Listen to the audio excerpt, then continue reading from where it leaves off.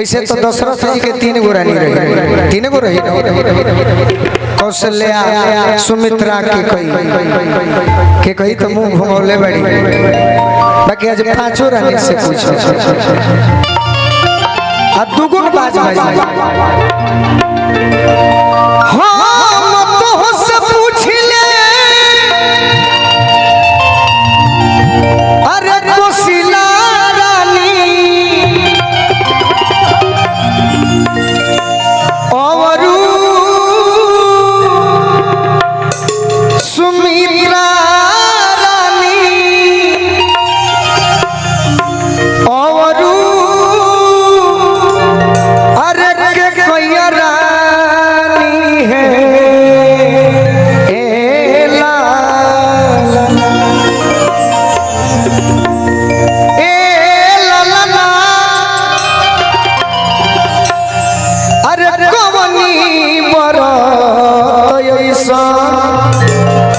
अरे कोइलू आहा राजन भैया ए ललन खाली खाली खाली खा खा खा खा खा ना ना ना खाई तो हम ना खाई ए ललन अरे कोवनी बरत ऐसन अरे कोइलू तो सुनर फलवा पवलू है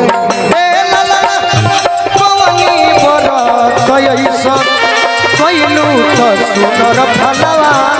पवलू ए लाला कोवनी बरत कोइलू तो सुनर फलवा हम तुझसे पूछ ले कोशिला रानी अवरू सुमित्रा रानी अवरू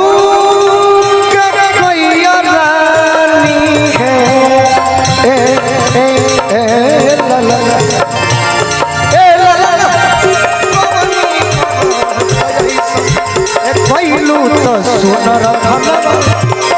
कि हम भूल गए मगर तेरा प्यार नहीं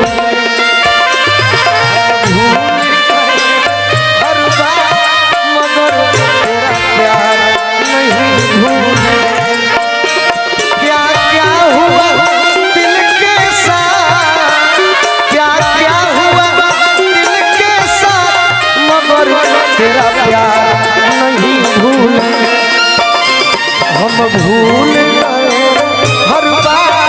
मगर तेरा प्यार नहीं भूले हम भूल गए हर बार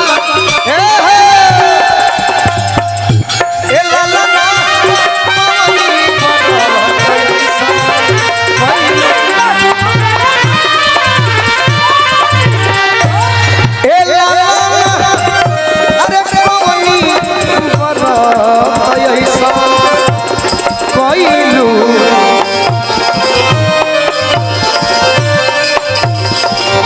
अभी अभी हमरा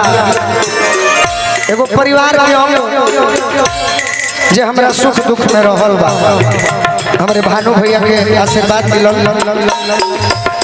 रानी लोग जवाब दे के कहत है बरत में कोइनी बरत में कोइनी बरत अरे कोइनी कोइनी कोइनी अरे कोइनी कोइनी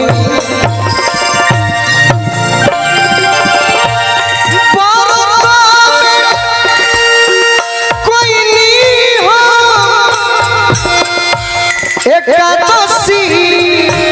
द्वादशी के पारण द्वादशी के पारण नुहे ए लाला कोई नहीं हो